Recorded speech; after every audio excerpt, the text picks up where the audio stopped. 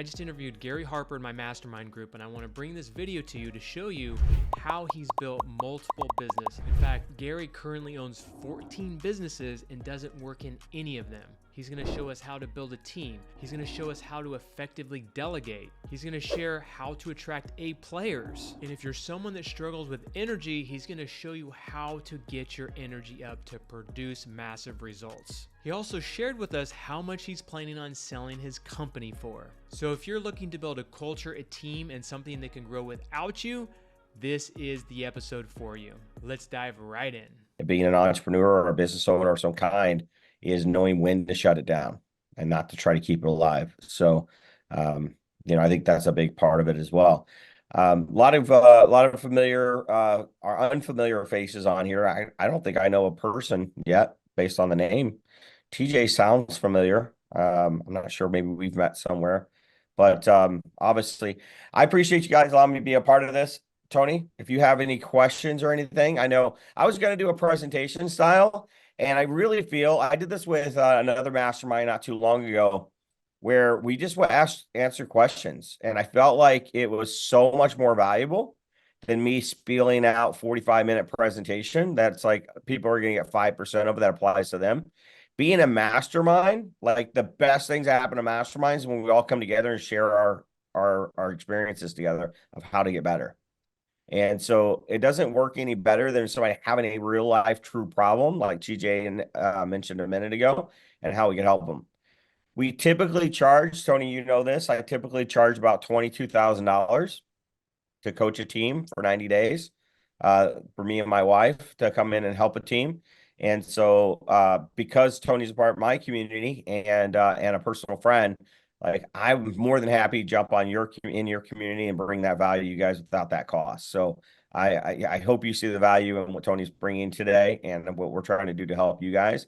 And being a part of his community, has a lot of benefits to it. So he's connected. He's a very well connected man with a lot of information and knowledge. So Tony, do you want to jump into questions or how do you want to move this forward? Yeah, I've got a list of questions here just based on the conversations that we've had. We had our mastermind last week here in San Diego for our clients. We had about 18 real estate investors come out, high level conversation. A lot of questions came out of that and a lot of answers as well. And then we've also had a lot of conversations because we do this every other Thursday. And a lot of the same things seem to come up. And I'm going to mute you there, Ricky. Good to see you, bud. One of the big questions is around team building and what kind of jumps more specifically into TJ's question. But tell us what it takes to build a successful team, like what it takes from going from a lone ranger, a technician where you're working in your business and you're doing everything, all the way to kind of getting yourself in the owner's box where you're working, being able to work on the business and oversee it as opposed to being in it. Well, I mean, the easy answer is culture. You have to have the right culture. That's the easy answer. How we build the culture is the hard answer. How do we get to building the proper culture? How do we get things done through others? And it starts with the energy. I think I feel like I became a good leader, manager of people when I realized that my best moments is when I'm focused on my energy and I'm doing things that energize me and I'm empowering others to do things that energize them. And so in the curriculum, if you guys have not read my new book, I have a book that came out almost a year ago now. It's become a bestseller. It's on Audible. It's also on Amazon. It's become a bestseller on those platforms.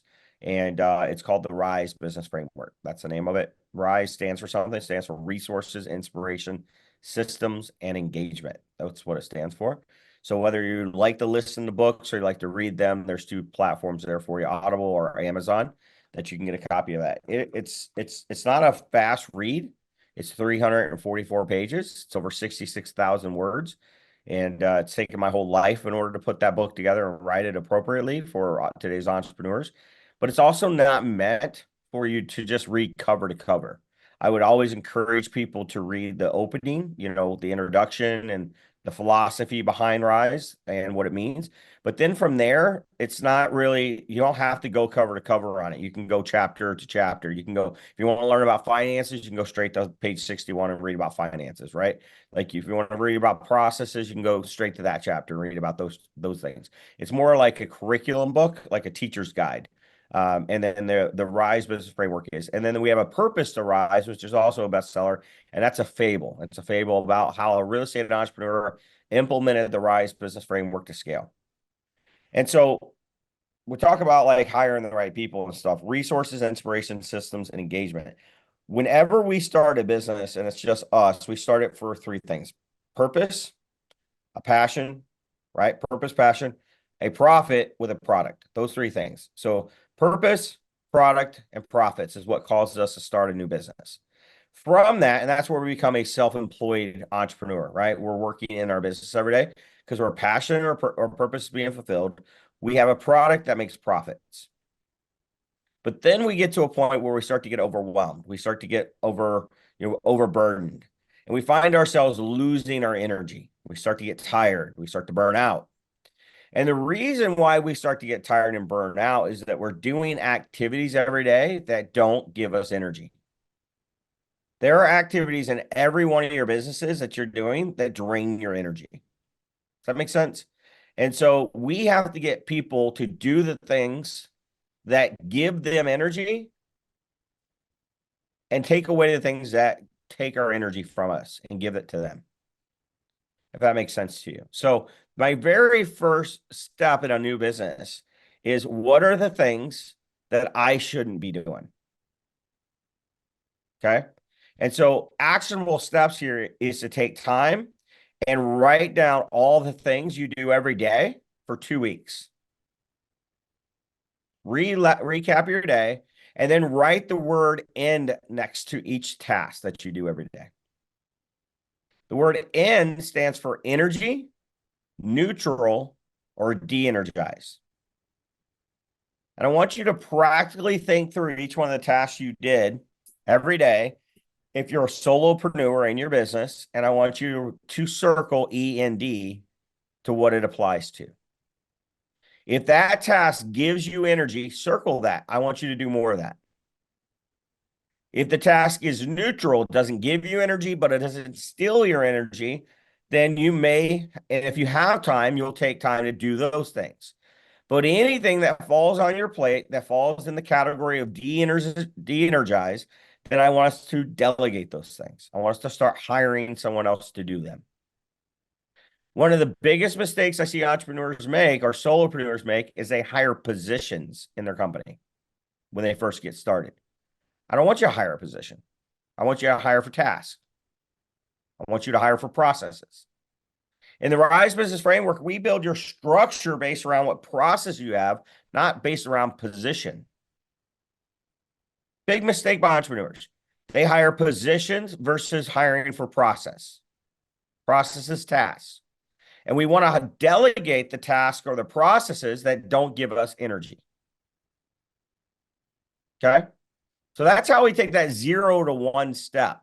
How do we get out of our own way and take the first step in delegation and building a culture?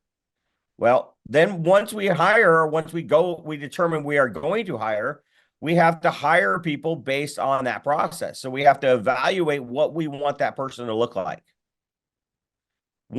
First thing is they have to have a desire to do those processes or those tasks. Second is they have to have the natural behavior that complements that process. If the process requires them to be agnostic in decision-making, to have high drive, to have social skills, and have a tolerance for risk, then we have to find a person that has that natural behavior. If that process that you're looking to delegate, say you're looking to delegate a finance process, whatever process you're looking to delegate, that process requires that person to be collaborative, not a need for social interaction, needs process or are methodical in their attack, and they need to be risk averse, then we need to hire someone based on that behavioral traits that are needed for that process. be careful going to even masterminds where somebody else says, this is the behavioral traits I hired for, and it worked out really well for me. Because they hired someone to fulfill their process. And I can tell you, after doing this for almost 21 years, not every company has the exact same processes, even when they're the same niche. I bought and sold real estate in 5 states. I bought and sold it in Chicago or Illinois, Indiana, Ohio, Michigan, and Kentucky. Vastly different processes from one state to the other. And because of that, the behavioral traits that I needed for a salesperson in Illinois was different than the sales traits I needed for somebody in Southern Indiana that was going to shake hands and kiss babies. In Illinois, we went through attorneys, totally different process. So I had to hire someone to do the task, the process that matched their desire to do it, that matched their behavioral to the process to get the results. Then I had to find somebody with the skills to do those processes. And then last, I had to hire someone who had the competency to fulfill that role in that process. So those are 4 things that we evaluate when we evaluate the replacement or building extensions of ourselves. The first task is write down all the things you do for the next 2 weeks. Then put E and D next to those tasks and determine, does it energize me, neutral, or is it de-energizing? Once it's de-energizing, you're going to compile a list of everything that de-energizes you, and that is your job description. You don't have to call it acquisitions. You don't have to call it operations. You can call it OSR. That's what I used to call it in corporate America. OSR, office service rep. And your job is to come in and do these 8 tasks every day. It may be a little mix of this over here from operations, a little mix from finance, a little mix from sales, but these are the tasks I need this person to do every day because they de-energize me. And I'm looking for someone who's going to get energy from these tasks. They desire it. They have the natural behavior. They have the skills or training, and they have the competency to do the job because the whole person shows up to work, right? Like all those things. And so when evaluating our first hire, we evaluate them based on the task we're looking to delegate. We bring them on board based on their heart, their head, their hands, and their feet. Desire, behavior, skills, and mobility, which is the competency. So I call that the heart, the head, the hands, and the feet. How do you know you're putting somebody in the right seat in your organization?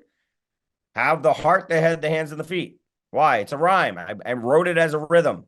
Heart, head, hands, feet, tell me you're in the right seat. Okay? If they have the desire and the skills, the heart and the hands, they're going to perform the job well, but they're not going to do it very long before they burn out. If they have the head and the feet, they have all the potential in the world to do this job, but they're not going to perform because they don't desire it or have the skills. So when measuring the heart, the head, the hands, the feet, we're measuring their 2 things, potential and performance. I'll show you here. I'm going to share my screen, Tony. You can give me participant sharing. Yep, give me a second there. There you go. I'm going to take you guys right in my curriculum here. This is in the book, but I'll take you in the curriculum side of it. See, what do we do here? We started with what? We started with building out. Oh, go up this way. We started with building out the structure of the organization. What are the processes we do every day? And what processes shouldn't I do? Which processes am I committed to doing over the next 6 to 12 months? Do I get energy from it? Am I engaged in it? Do I understand it? Am I committed to this process? Does it give me energy? Does it de-energize me? Then I get into succession planning. I start mapping out each role that I'm going to hire for. But then I measure the heart, the head, the hands, and the feet when I hire you. And let's just pretend for a second, right? Pretend I start a new business. Pretend that I want to hire Tony to come run this business. We're going to partner with it. I'm going to look at that and say, all right, this business is going to need a visionary that is going to solve big problems. They're going to build relationships. They're going to remove obstacles. They're going to create vision, short and long term. They're going to build a culture. I'm going to ask Tony. Tony, is that something you desire to do? Sure. So I want to take a moment to share with you 10X TV. It is the buzz in the real estate investing world right now. And guess what? I was one of the first to do TV commercials over a decade ago. If you want high quality, motivated seller leads that are asking you to do business with you instead of you reaching out to them, go to claimmymarket.com. And we will show you our TV launch formula. We have the shows and stations that we know work. We have the scripts that we know work. We've basically taken the formula that I've created over the last decade plus that I've been doing TV commercials, and we are now plugging it in for over 100 real estate investors around the country. And if you want to be one of those as well, reach out to us, claimmymarket.com. If you want to 10x your marketing, go and apply and see if we have a spot in your market. Now back to the video. Okay. Well, what is desired? Does a position like visionary give you an emotional reward when doing the job? Being the visionary of your company. You're asking for my company or for your company? Either one. Let's just play the role. Sure. Yeah. Okay. Is being a visionary, let's go back to your company, is it high on your priority list? For sure. Do you get energy from doing the visionary task? 100%. And do you produce quality work? 100%. Awesome. So that tells me you got a desire for that. Okay. Now I'm going to look at a visionary and say, all right, what behavioral traits do I need? I need someone who's a high A. They're agnostic. They're in their decision making. They have a high B. They're going to want to be around people. They're going to have a high drive, a low C, and predictive index. And then I'm going to look at your ability to tolerate risk. Do you have the ability to tolerate risk? And so we use predictive index, and we're going to chart your behavioral traits. So based on that assessment, Tony comes back. You're a maverick, right, Tony? I believe you're a maverick. Yeah, I believe so. So he's a high A. He's independent. He's agnostic in decision making. That's what I want. He's a high B, social. He has a need for social interaction. He has a low C, so he's high drive, and he's also flexible. He's okay with risk. So now, not only does he desire the position, he has the natural behavior to do that role. Hey, Tony, could you train someone else on how to be a visionary? Probably not. You don't think you could train TJ and all these guys on how to lead their company? I don't know. I think I could probably help them, but I think to me, visionary is something that you kind of have or you don't, in my opinion. You can tell me if I'm wrong. How about being a CEO, leading the company?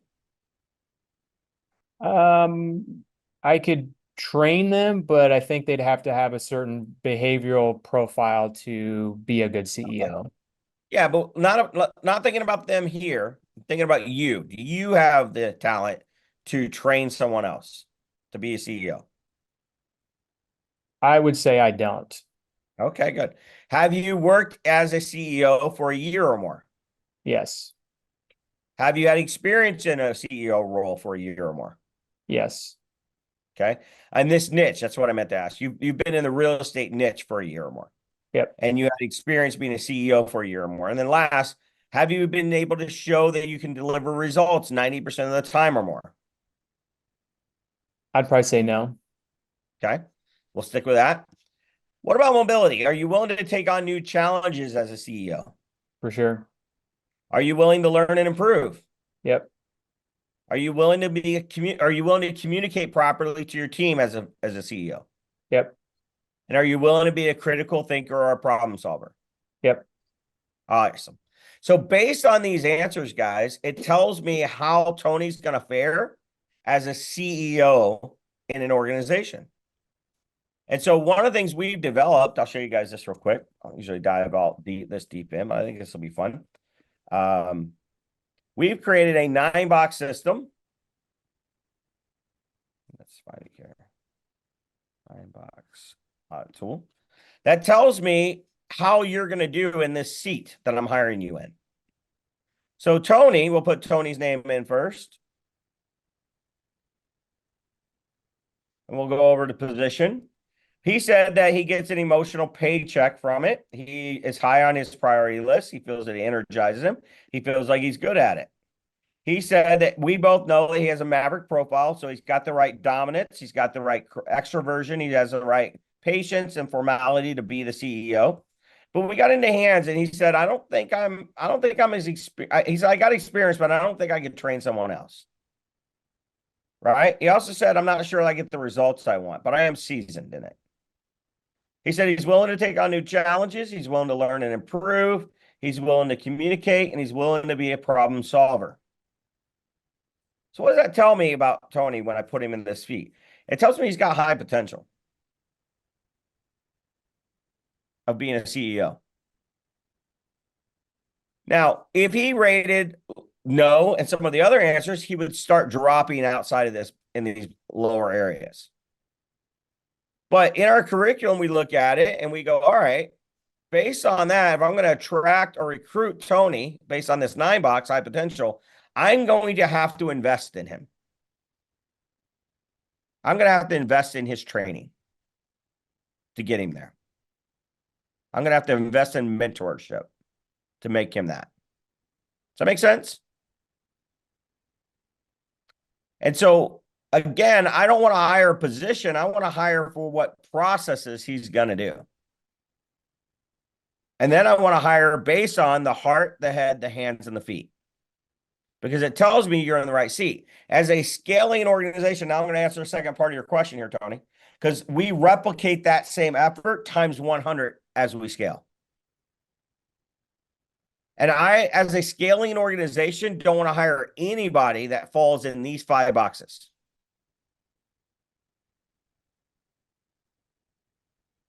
Every person I hire in my organization when I'm trying to scale needs to be in these 4 boxes right here. Anybody I hire that falls into these 5 boxes, they're going to slow my growth. What's an idle genius? An idle genius is someone who has the head and the feet. They are a 10 out of 10 in PI, and they have the working genius of that of that seat. But they don't have any skills and they don't have any training. They don't know if they desire it. That's high potential, low performance. This is like a 6'11" basketball player that's never touched a basketball. This is Muggsy Bogues. Guy that's 5'3", has all the skills and the heart in the world, but he just doesn't have the potential to play very long. Derrick Rose wins MVPs first couple years, but then trails off after 3 or 4 years in the league because his body broke down from not having the potential to make it long term. This would be a LeBron James. Has the body, the skills, the training, everything to get to where he needs to go. The problem is we hire as entrepreneurs these people and it slows our growth. Make sense? Yep.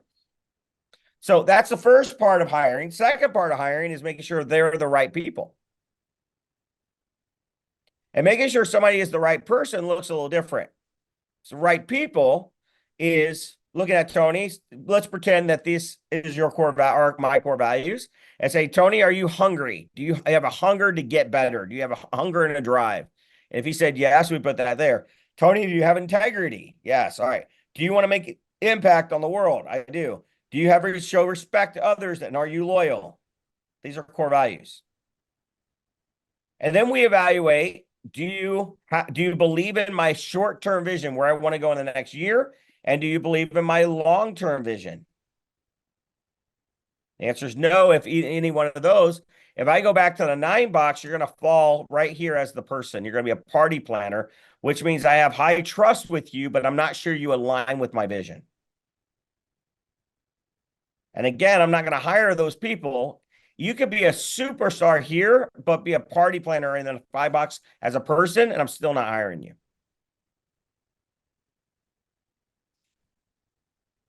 Does this make sense? So in And each one of those, each one of those areas, you want to be in the top right, correct? Each area, I want to be in the top right. So we talked about, this is a question about hiring. I could get in the process and product and how these round out the top right areas. That's how I evaluate if a company is a scaling or a fast growing company. Is your areas, your 4 9 boxes, have everything in the top right 4 boxes? So is all the people in your company in these top 4 in the position? Are everybody in your company has people in the top 4 here? This would be right people. This would be right seat. I could have right people. I could have somebody who's a star as a person, but in the wrong seat and they're a bad hire. I could have somebody right here that's the right seat, wrong person. And I don't want any combination of those two things. As I'm scaling the organization, I want to delegate tasks and processes that align with the process to the person. I want to make sure they have the desire to do it, behavior to do it, the skills to do it, and the mobility to do it. Their potential and their performance are there. This is why, Tony, people in real estate will hire someone and they'll do a really good job for them. They're like, hey, but this guy doesn't have the behavioral traits that you say is necessary to do that job, but he crushes it. Because PI doesn't measure performance, it measures potential. But as soon as they're done modifying their behavioral traits, their performance is going to suffer because the lack of potential always affects the heart and desire. So where it might feel like it's starting out strong, it'll die over time. Just like you guys. You sat in every seat in your business when you first started. And you did it good. That's why you made it. You're being successful. And then over time, what happens? You start to modify. And it starts to de-energize you. And that de-energization kills your heart. And then you stop performing. And then you burn out. Which is why I have you start with figure out those areas that are de-energizing you. And let's hire them first. That's called building extensions of yourself. It's called the DNA of business. And then once you realize how to do that and you do it right, you multiply that by 100-fold. Every single time you bring somebody in, you take the people that are already here and you figure out what de-energizes them and you create another job description. Bring somebody else in, build more DNA of the business. And that is how we build extensions of ourselves. Then we have to make sure they're the right people, making sure they align with our values and our vision. Where we're going and what our values are. Because if I had somebody in the right seat and they're making me a ton of money, but they're the wrong people, they're going to kill my culture. I could have people that are the right people. Everybody loves them, but they're in the wrong seat. So everybody gets frustrated because they have to do their job for them. But we don't fire them because everybody's like, they're like family. Does that make sense? And that's the simplicity of hiring people. You have to build extensions of yourself. You build those extensions by figuring out what you should not be doing that doesn't give you energy. And then creating a job description and determining who do I need to hire based on the heart, the head, the hands, and the feet. Hey, Gary, why do you think it's so hard for people to do that? Because I think a lot of people know that they need to give up a lot of things in their business, but they have trouble doing it. Why do you think that is? Trust.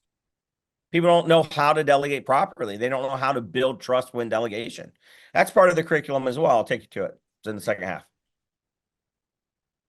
You know, when you've done this over 4,000 times, there's not really anything you haven't seen. I've done this 4,900 times now. And so when we look at the art of delegation, well, in the first thing, let me say this before I get into delegation. The first thing, Tony, is because biggest reason why I find people struggle with delegation is they don't know how to lead themselves. So they're not very good leaders, right? Everything rises and falls on leadership. Remember that. Everything rises and falls on leadership. And remember this too, Tony. This is a very important statement. If you don't like your team, it's your fault.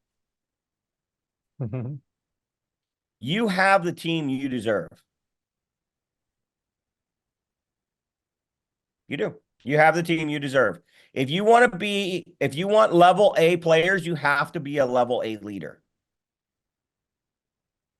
Level A players will not work for a level B leader. They won't work for a level C leader. You can ask Eric Brewer this statement. I coached him in 2018. Literally walked in his office. He'd been in real estate almost 18 years at the time. And when I walked in, he said, "You got to tell me what my biggest problem is." I said, "The biggest problem is your ability to lead people." And I only say that vocally out loud right now because he says it all the time. So I have the permission to say it. And I told him he was the problem. And he'd been in real estate a long time. Now Eric is exploded in the last 3 years. You want to know why? Because he learned how to lead people. He learned how to get out of his own way. He learned how to push the ego down and empower others. And it starts with empowering yourself first. You have to be a good leader. You have to challenge the status quo. You have to inspire. You have to empower, and you have to model the behavior. You have to, or you're not going to get there. Nobody's ever going to come work for you. And so in the RISE curriculum, we have a leadership assessment that helps you determine what areas that you're weak in. Management assessment helps you determine what areas you're weak in, so you know what areas to work on. And just so you guys know, one of the things I did with our curriculum was all the questions in here are prompts. So if I take you over to Rise AI, I've created a platform, a Rise AI platform under chat. So I take you in here and I go to Rise and I type in, help me create, what did we choose? We choose management or leadership? Leadership, no management. Help me create a management development plan for these areas and make it a 6-month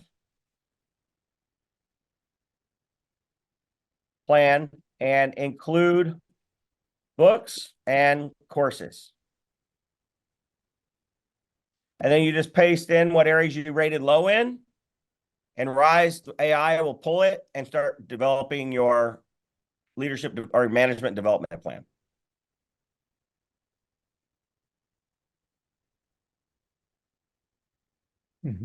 So crazy what AI can do now. Well, what I did was I took our Rise AI books, our curriculum, all of our stuff, all my videos, and we loaded it into chat and created our own AI. Nice. So this AI, and then I put in here, what would explain the heart, the head, the hands, and the feet when hiring. As soon as that's done, it'll actually, so you can put anything in here that I just taught you on, like, how do I hire with the heart, the hands, and the feet, and it'll explain the book to you. Is this your internal system, or is this something you give access to other people to use? Now this is this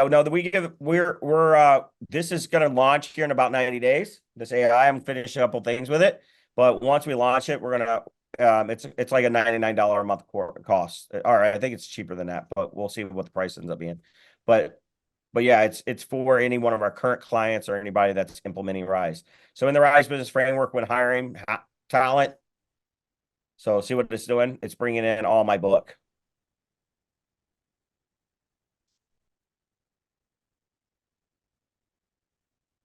Pretty cool, right?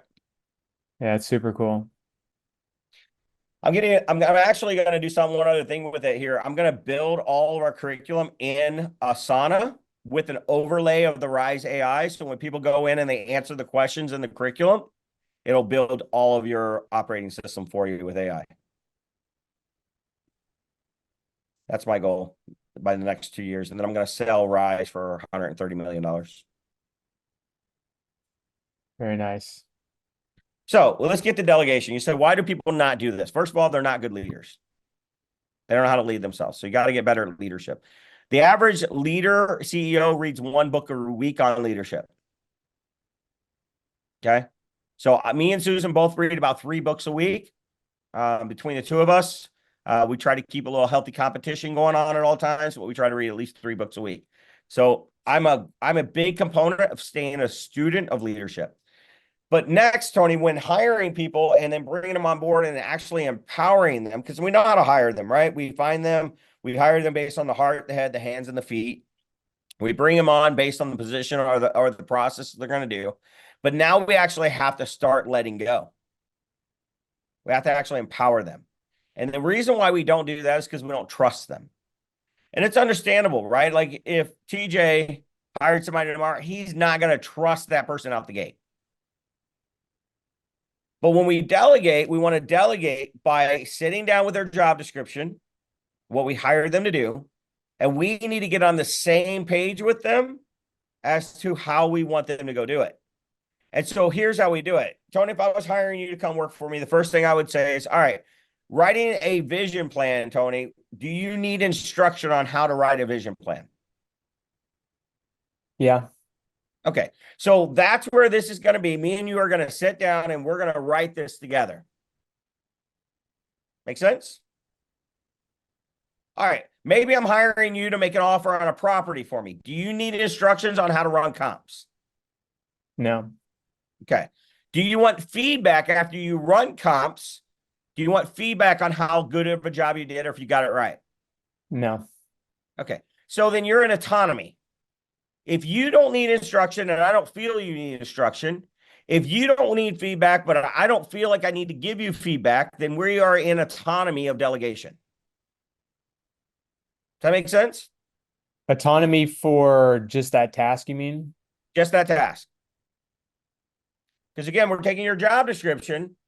If I'm hiring you as a lead manager and running comps is a part of that lead manager position, and that's a process you're going to form every day, I'm going to ask, do you need instruction on how to run comps? And if you say no, and I don't feel like you need instruction, then we're going to go to feedback. Do you want feedback on running comps after you do it? Or do I feel like I want to get feedback? And if you say no to those two things, and I feel like those are no's, then we're going to go to autonomy on that task.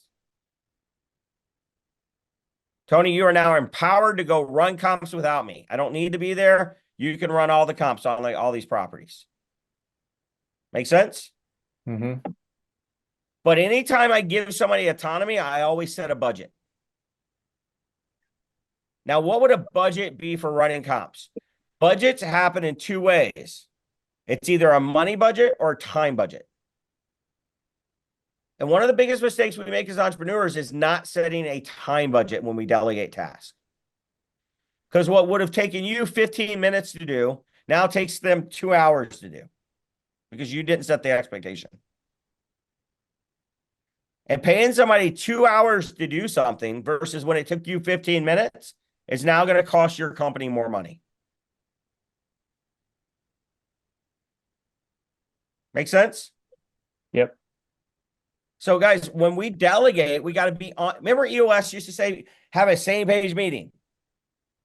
What a stupid thing to tell somebody. What are you getting on the same page with?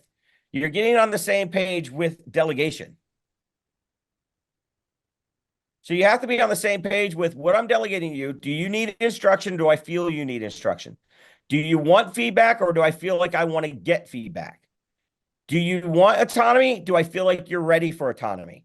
And if we say yes to this, then we're going to set either a time budget or a money budget for that task. And that's how we build trust. Do you think it would be a good idea to ask them their time budget? Like, for instance, I do delegate a lot of things, and sometimes it takes a lot longer than I think it's going to. Do you think Absolutely. it's better for you to set the time budget, or do you think it's better for them to set the time budget?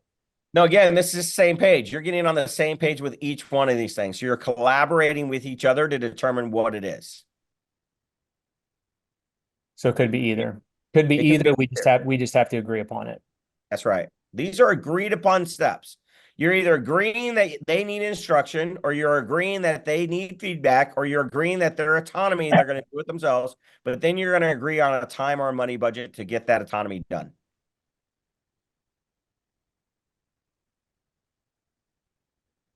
The art of delegation. And I'll tell you where this came from. It came from 2001. I had a lady named Melanie Stykes. I was a young leader, and I just got promoted to an executive. And she called me and said, "Would you go to Chili's with me?" And I said, "Sure." We met at Chili's for lunch, and we're sitting there. And I was very much a dictator, if you will, at the time. I was just promoted to an executive, and I really didn't want her to screw up because she was taking my old role, and I just promoted her. And I sat across the table from me, and she slid her resignation letter across the table to me. And I'm like, well, why are you resigning? She says, because you're a dictator, and I can't work for a dictator. And John Maxwell, I remember the statement. John Maxwell said, good people that don't feel empowered don't stay. And she sat there and she said, Gary, I can't work for a dictator. You won't let me grow. And I'm like, well, talk to me. Like, help me help you. Like, let's get through this together. And so where all great forms were born, I grabbed a napkin and I wrote down 3 areas. I wrote these first 3: needs, instruction, feedback, and autonomy. I said, let's talk about what you do every day. What about this? Do you need instruction? She's like, no, I want autonomy to do that without your opinion on it all the time. I'm like, wow, I thought you still needed instruction. She's like, no, I'm good. And so we moved it to autonomy. And then we went to the next one and we moved to feedback. And we went to the next one and moved it to autonomy. And we worked through her list with her and figured out which category it belonged in. Then we went back and added time budget or money budget to each one of them. And when we were done, she had the biggest smile on her face. She was so happy. She's like, this is exactly what I needed. And you know what, Tony? It was exactly what I needed too. I needed to be able to trust we were on the same page with things. And I said, all right, so we're good. You're not going to quit? And she looked at me and she said, I'm sorry. No, I'm still going to quit. I said, why? She said, because I've already taken the position. I'm not going to back away from it now, but I want you to do this with every single person you hire from this day on. And I have. And this little simple tool has allowed me to build trust with new employees, and so it allows me to let go. And in 75 to 90 days, around that time frame, if someone isn't in autonomy for majority of what I've hired them to do, then either I failed them or they failed me. And I'm moving on. I'm not going to keep them in that position. And that's been a key for me. A key for me is knowing when to move on, whether it's a business or a person. Does that make sense? 100%. So I want to make sure we get to TJ's questions. So TJ, can you tell us a little bit more about the operations person? What are their role? Why are you hiring them? And anything else you can kind of tell us so that we can kind of talk through that with you. Please. Well, first of all, wow. I got, a lot of content already out of this, Gary. So very, very grateful to both you and Tony. Good. I would say you've already kind of answered, like a lot of my questions. And but I guess if I had to be on the spot and ask an actual question right now, it would be like probably something like this. Like if our organization was thinking about hiring Sharper Process and that, but I mean, should we try to, so we made a hire and there were some red flags and we probably looking back, she was the right person. But she had some challenges, distance to the office, family obligations. Bottom line, she quit after 3 weeks. Wasn't a surprise. And I know that, part of the reason she quit is because I was not the level of leader that's required to lead her. I know that for sure. And I'm worried I might make that mistake again because we can afford and we have found the talent that we need to go to the next level. But I am going to have to go to the next level too. And I don't know if I can do it with them or before I get them. So that's a question. And then the other question would just be like, should we look at hiring your company if we were going to? And I know it's not a sales pitch, but I mean, if we were going to before we make that next hire, or should we wait until after? Well, our program, most people confuse our program. Our program's not for the CEO. A business operating system, if you look in the job description, is supposed to be owned by the COO. Mm-hmm. And so to implement a business operating system without a COO, then that's going to require you to be that COO. Yeah. And so it's kind of hard, actually, because then I'm going to ask you to modify your behavior to do it. So I always recommend to people that if you're going to hire a COO, an integrator, I call them business unit leaders, because you put out like COO, you're gonna get a 6-figure type, 7-figure type person coming to apply for your positions. I think it's retarded to call it that. And there's no such thing as an integrator. That's not a title. That's an ideology. So you can't put that out there either. But you can hire an operations manager. You can hire, a business unit leader. You can hire somebody like that. That's a real term. You need to give them a framework for them to be successful. But before you fall on your own sword here and say I'm the problem, which you might be, I don't. Obviously, we gotta figure that out. We gotta figure out if you have the leadership and management skills to lead somebody else. I don't know. I mean, they are skills. When I left corporate America, I was a terrible leader, TJ. Terrible leader. I was a phenomenal manager. I won executive of the year 8 out of 10 years. Won all kinds of expensive trips, but I sucked at leadership. Corporate America doesn't want you to be a good leader. They want you to be a great manager. Leaders love people. Managers drive results. That's it. Right? So if you're telling me you love people, then I'm going to tell you you're probably a good leader. But if you're telling me you don't like tenacity, you don't like driving results, you don't like creating accountability, that's not about leadership. That's management. Right? And so the truth is, what I see more than anything is it's rare that I find somebody who sucks at leadership. I actually find more entrepreneurs that suck at management.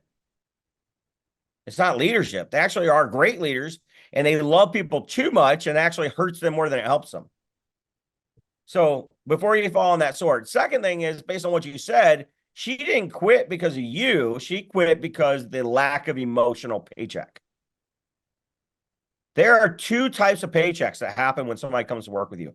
There's a financial paycheck and an emotional paycheck. 67% of the people in the Great Resignation that quit their job quit because of the lack of emotional paychecks, not financial.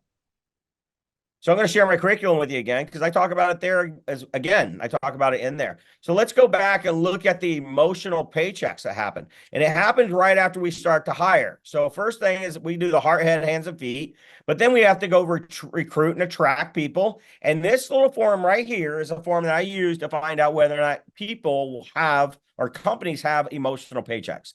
These are the top 10 reasons why people come to work for people today. Number 1 is they want to feel challenged. They want to feel like their work gives them a reason to get up in the morning. They want to feel like they align with a purpose.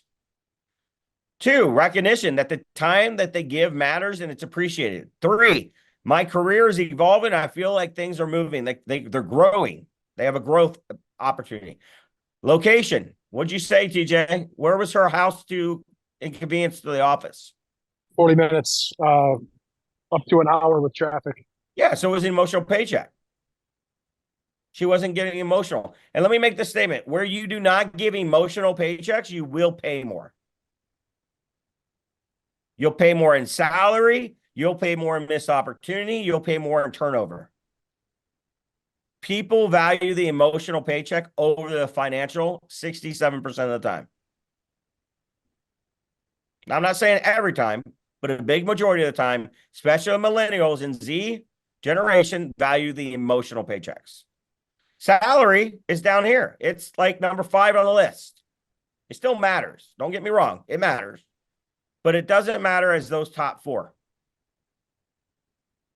And then hours, culture, environment, industry, and brand follow suit. So you're saying those are in order of importance, right, Gary? Yeah, well, based on what I see. Right? People want to feel like the work there's a reason they get up in the morning, like they align. When I do culture, one of the things I do and Rise, guys, is I don't just find out what your purpose is, I find out what your employees' purpose is. Why? Because if their purpose doesn't align with your company's purpose, then they're not going to be emotionally connected. And what do I mean by that? My purpose at Harper our company purpose is to do a good work that supports God's work. My personal purpose is to rise by lifting others. That's my personal purpose. Why I built the framework called Rise, is to rise by lifting others. And I have to ask the question, does Harper's purpose, which is to do a good work to support God's work, help me achieve my personal purpose in life? And if the answer is no, then I need to sell this company.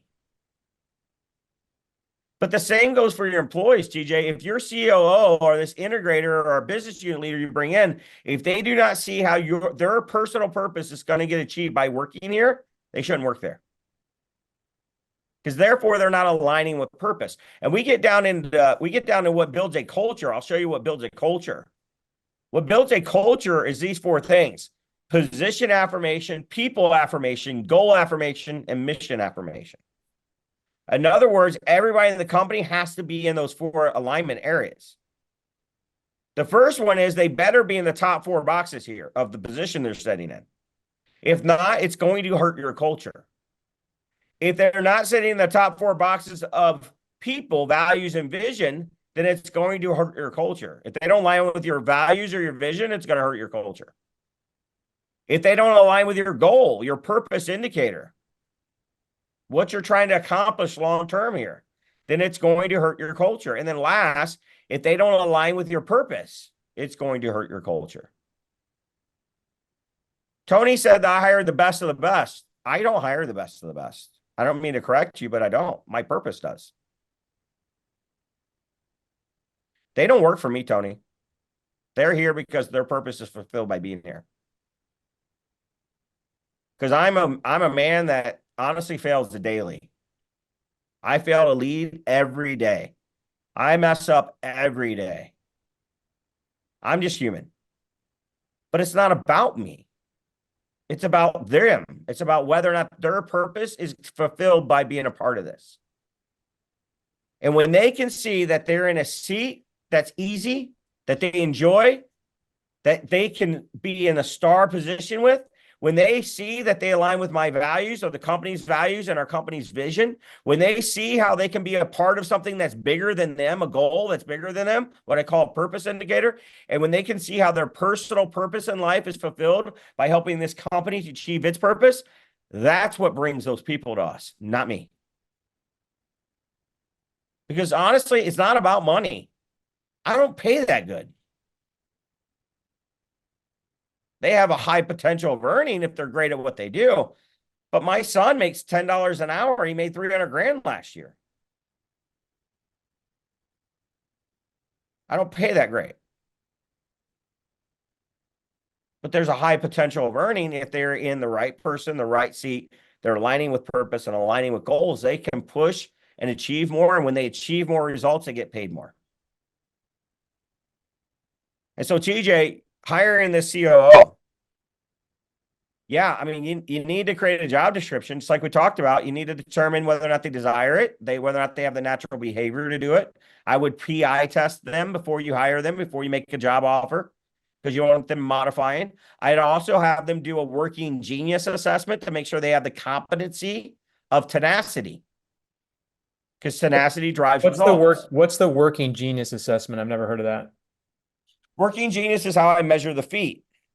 So working genius is Patrick Lencioni's system. Patrick's a friend of mine, and I was out to see him not too long ago, and we exchanged books and signed copies for each other.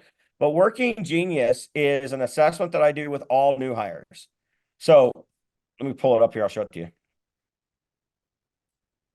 So I use a PI. The PI is the first. The second is the working genius. So if I go in here, I'm looking at hiring this guy, Dave Overman, to come work for us, and he's going to be a mindset coach. And I need him, if he's going to be a mindset coach, he's got to have galvanizing.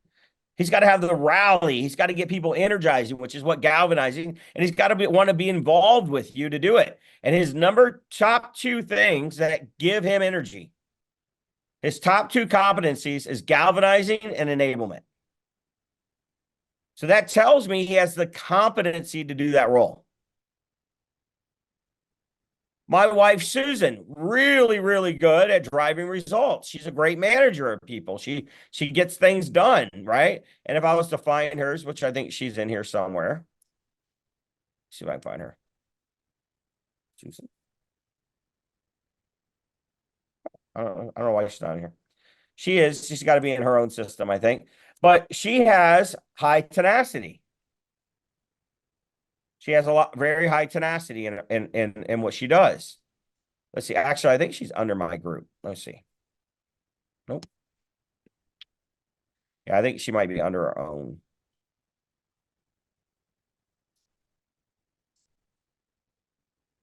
Yeah, she's not under mine. She's under her own login. But her number one trait is tenacity.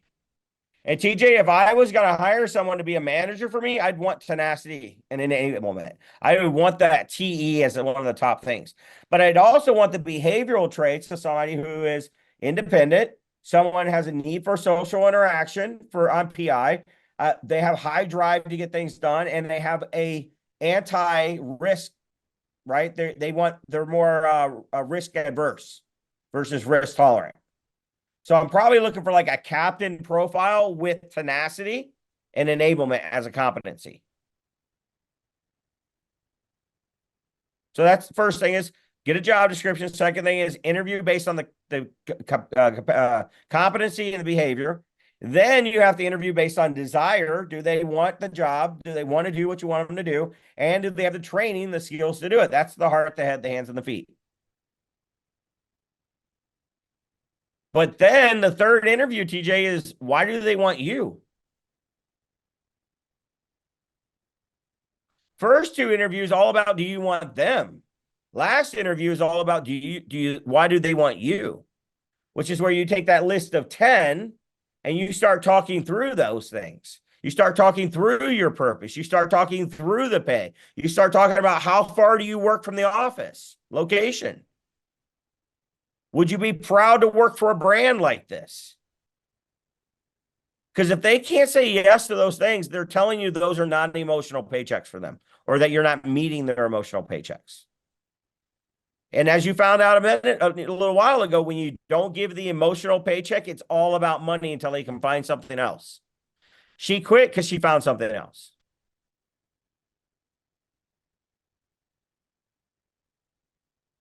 Make sense? She found something else that gave her more money, because it's only about money when she's not getting the emotional side.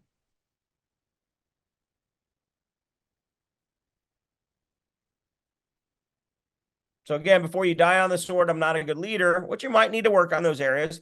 I understand. I think what the true culprit here was, you didn't give her the emotional paychecks to stay.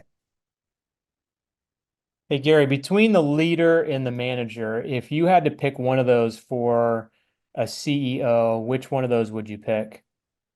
I mean, results. I mean, I want visionary leaders. They love people. They'll get people around them, but they don't always drive results. And in a small business, you have to have results. You have to. I mean, look at my history. Carnegie and Frick. Carnegie, great leader. Wrote the book, How to Win Friends and Influence People. Who was his CEO? Do you guys know his CEO's name? I just said it. His name was Frick. You ever heard of the slang term, what the frick? People say that. It comes from his name. He was a jerk, but he got results, right? There's a reason why one of his employees walked into his office and shot him in the neck with a gun. Frick took the gun out of his hand and beat the guy to death with it, and still lived. Like, he was a nasty man. Like, he was mean, but he got results. It's funny to me that Carnegie found him as his opposite, and that's how Carnegie built his whole thing, is he built it based on his leadership and Frick's management. Now, Frick did some really unethical things. I'm sure if Carnegie had to do over again, he probably found somebody who was more aligned with his values. But Carnegie, he didn't, you know. Frick hired a whole militia to go in and kill everybody that formed, a protest about working for them. He literally had them all shot.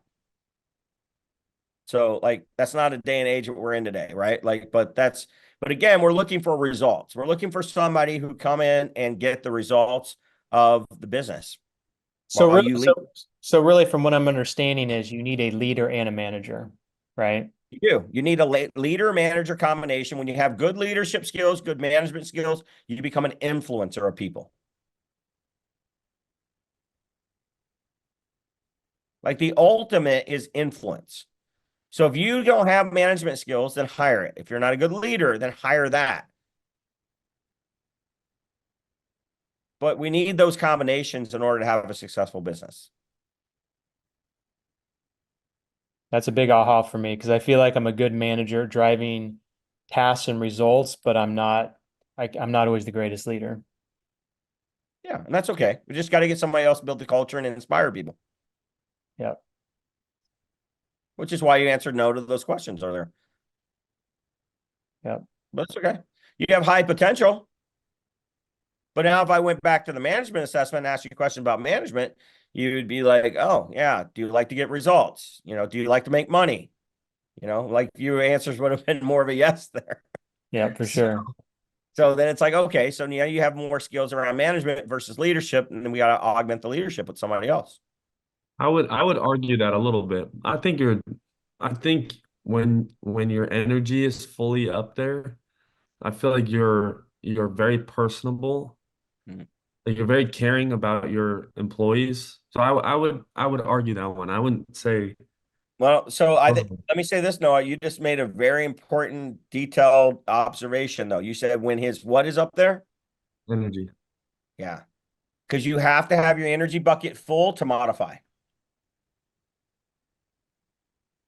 Hmm. That's why everything, if I'm going to do something that de-energizes me, I have to do it early in the morning before my energy's gone. I have to do it first in the morning because I will have no energy, and I want to build my energy back up by doing everything throughout the rest of the day that energizes me.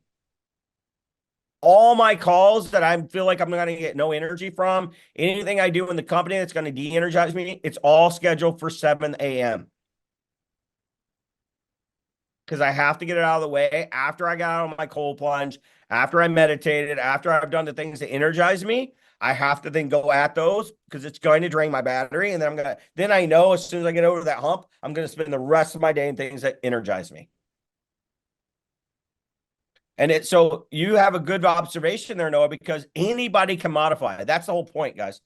Anybody can modify. The truth is, when you modify more than 50% of the time and it drains your battery, that's when you're going to de-energize.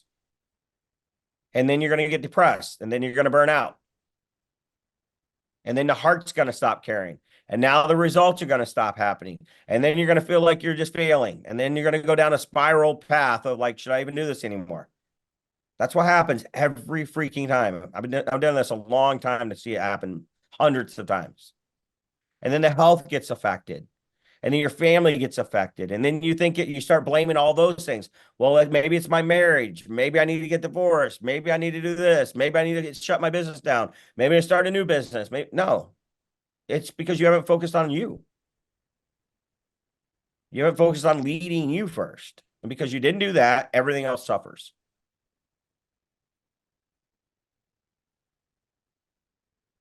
Do you know that 99% of all illnesses are stress related? I saw that 20 years ago at Rotary International. I was walking out in their lobby and it had on the window, 99% of all illnesses are related to stress.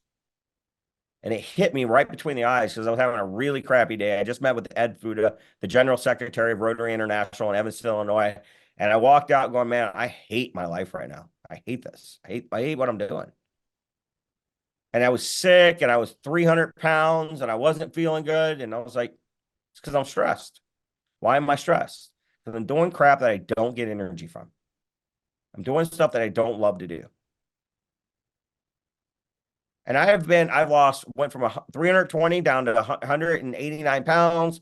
My health is as best it's been since I was 20 years old. Like, why? Because I have 14 businesses now and I don't work in any of them.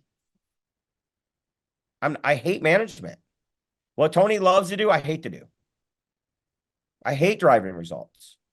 I love to live in vision and planning and goal and inspiration and rally and galvanizing. That's where I love to live. If somebody told me I could speak from Caesar's Palace stage every week for the rest of my life, it would be like giving me a B12 shot right in my rear end. I would be on target all day for that. You tell me that I got to come in and I've got to help you manage your employees and I've got to drive results in your business. Nope. But my team does that. That's why he says he has the best coaches, because I do. They all have high tenacity. They come in and drive results. Why do you think, Tony, every single time I come in to coach you, I bring Susan? Because she's there to drive results, not me. You saw it. Who planned your 90-day goals? Who planned all your vision, your short-term vision? Who holds you accountable? She does. I don't. What am I there for? Teaching, training, galvanizing, rally, inspiration, keeping you guys pumped up. That's what I'm there for. She's there to get the results out of you. That's why we work well together. Driving your processes, documenting your processes. I got people on my team do that. It de-energizes me. I'm certified in Six Sigma and it still de-energizes me. So this is where I need you guys to live. I need you to take a couple weeks here and I need you to start writing down what you do. And you got to figure out where you get energy and where you de-energize. And then you have to start building extensions of yourself.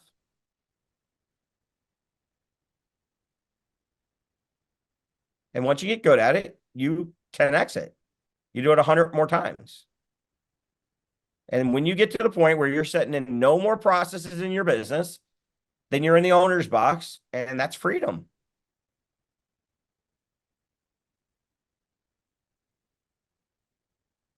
It's simple. It's just not easy. If it was easy, everybody would do it. This is good stuff, Gary. I got a bunch of notes here, and I'll kind of summarize them here in just a few minutes. So just so you guys know, I mean, Gary works with so many companies, especially real estate investment companies, him and his team. So if you guys have not heard of his programs, and Gary, you can kind of jump in. I'll kind of give my feedback on what I've seen. But we hired Gary for a full year to run our team meetings every week, to do our quarterly planning, which we never did before. So he actually, or one of his team members will actually come to your location for 2 days and actually plan out your quarters with you. He's got a mapping team where he'll map out all of your processes. So now we have all of our processes mapped out. And I can tell you that we just got so much clarity working with his team, and feel like we got rid of a lot of disconnects. Our team flows better if there's an issue with something, the way something happened, we can go to the process chart and say, what happened here? On top of that, the org chart that he helps you build out and who's responsible for those processes, it was an absolute game changer. So Gary, if someone wants to get a hold of you to kind of map that out and kind of see what you can offer them, and I think he's got different tiers of what he can offer. We just chose the one that we decided we just wanted to go all in. How do they get a hold of you to kind of see what you guys offer? Well, I mean, one of the easiest ways is to email me. You can email me at gharper@Sharper Process. My personal assistant takes those emails, and then my sales team then will schedule a business assessment with you. And so they go through and do a free business assessment with you, walking through what phase of business you might be in. And then I'll share here you could go straight to this QR code right here, and you guys can scan that, and that'll take you to the free business assessment too. You can scan that's all online, so it gives you the results pretty quickly. Yeah, make sure you guys schedule a call with his team. I mean, even if you don't think you're 100% ready right now, at some point you're going to need their help, because as business grows, you have to document, you have to do an org chart, you have to put your core values down. You need to meet every quarter with your team. I mean, these are things that we did pretty good in our business without these things. And now that we have these things, we can tell that things run a lot more smoothly. So if you guys have any questions, please unmute yourselves and kind of jump in. I'm just going to give you guys some high-level nuggets that I got. Just when you say things out loud, sometimes they get ingrained a little bit better, and sometimes people see things that you don't. So I want to give you guys my nuggets on what I took from Gary's presentation, which is absolutely valuable. So first of all, the energy audit, that's something that I used to do in all of my masterminds. And I even take it one step further, where not only do I put what kind of energy does it give me, but also what is the value of that as well. So that doesn't mean that everything you do that brings you energy has to bring you value. But for me, like for marketing, for instance, that brings a lot of value because it can drive a lot of money in the business. And there are other things that give me energy that may not bring near as much value, right? So that's a great thing to do, is to audit. You don't have to do 2 weeks. 2 weeks, I think, is a long time. I think that probably gets you a full gamut of everything you do. But even if you do a week, that will definitely help you to see what you work on that gives you energy and that you need to give up. Working Genius assessment. Never heard of that before, so that's something I'm going to look into. It's a book, Tony. It is a book also. Mhm. Awesome. And workinggenius.com, did I get that right? Is where you can go to take the assessment. Yeah, and you just pay per assessment. It's not like PI where it's a ongoing like monthly, you pay for each assessment you do. Awesome. Awesome. People work for the purpose. I really like that one. Um, A players A leaders bring A players, right? So if you're a B player or a C player, that's what you're going to attract. A lot of people can't delegate because they can't lead themselves. The fact that you read three books a week, I mean, you guys see the knowledge he just dropped on you guys. That wasn't just because he was born with it. That's because he lives, eats, and breathes this. I'm more into YouTube videos these days, but as you say that, I do remember when I used to religiously read at least a book a week or listen to an audiobook a week, just the takeaways that I would get. So that's something that I want to kind of get back into Audible again and start listening to books. Um, Time budgets. That's a really good one. When I delegate things, usually it's just like, here you go. I did put something with my team that there is a 48-hour rule when I do delegate something, unless I say differently, please get it done within 48 hours. And if they can't meet that, they need to let me know. So that way there's at least that general guide. But going one step further and saying, hey, can you implement this? And what do you think it'll take? A couple hours. We can kind of talk about what it's going to take and then adjust there. Emotional paychecks and going through that whole slide there. Actually, do you mind pulling that slide up again, Sure. Gary? I think that's super valuable for hiring, going through that. I'm going to take a picture of that, and you guys should take a picture as well. And then I've got a bunch of other little notes here that I'm not gonna keep going down. What kind of questions do you have, and do you guys have any feedback for Gary? Are there any big nuggets that you guys got that you want to share with the group? Pull this up for you.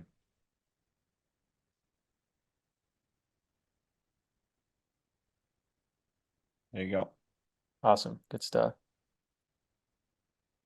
One of the things we do in the session when we're implementing is we have the leadership team answer these questions on a scale of 1 to 3, right? So is the way we challenge people, is it below expectations, meets or exceeds?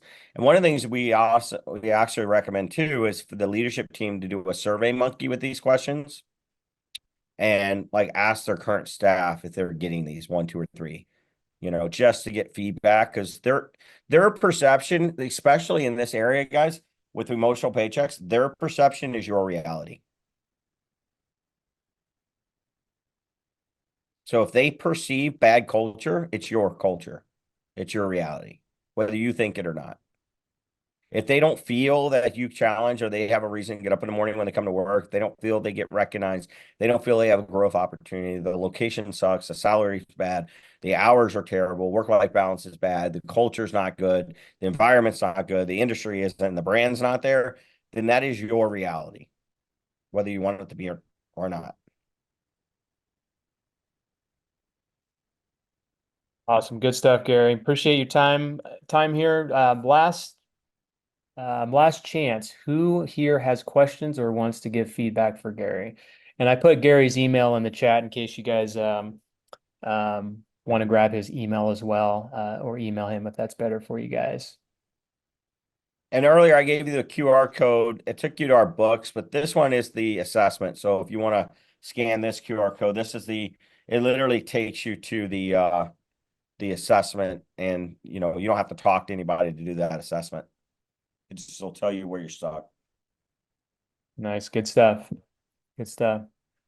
All right, guys, last chance. I feel like there's got to be some questions here, but I think he covered a lot and probably answered. I actually had a bunch of questions that I had prepared, but he answered all those before I could even answer most of them. So, TJ, was this helpful for you? Oh, dude, very helpful. Thank you. Thank you both. Thank you all. Absolutely, TJ. Good luck with you, bud. Talk to you TJ, if soon. you get to a point of needing help, I do have Sharper Talent. we're hiring 140 different entrepreneur employees around the country right now for real estate guys. So if you need help hiring somebody, let us know. We take them through all this and give you 3 final candidates. So if you run out of candidates or you just don't want to hire somebody, you want help with it, let me know. Well, Thanks. Thank you. Craig, you guys have anything? Any questions? I want to go through the list here. Anything from you guys before we say goodbyes? No, I think just, great. Just very, like I think everybody said, just a lot of information. Because again, I think you're right, kind of explaining the difference between leadership and management. And sometimes I got those confused. I thought if I led, they would, somehow that was managing. But yeah, Chris and I are kind of in that same, kind of like with TJ, looking for that next person that's going to be a benefit. And I think we've kind of held off from doing that for fear of lack of the ability to bring somebody in that's not going to be a liability, or for that churn and burn, like you said, not identifying why they want to be here, or having a misalignment in what we, want them to feel and do. So been very helpful. Thank you for your time. 4 reasons why we don't grow, Craig. Number 1 is fear. You have to replace fear with knowledge. That's why we read, because I have a lot of fears in life. I read a lot of books. And sustain it with faith. Number 2 is mindset. You got to be willing to let go. You got to adjust your mindset. If you have to have somebody help you adjusting it. 3 is connections. So that's why you're a part of a mastermind like this with Tony.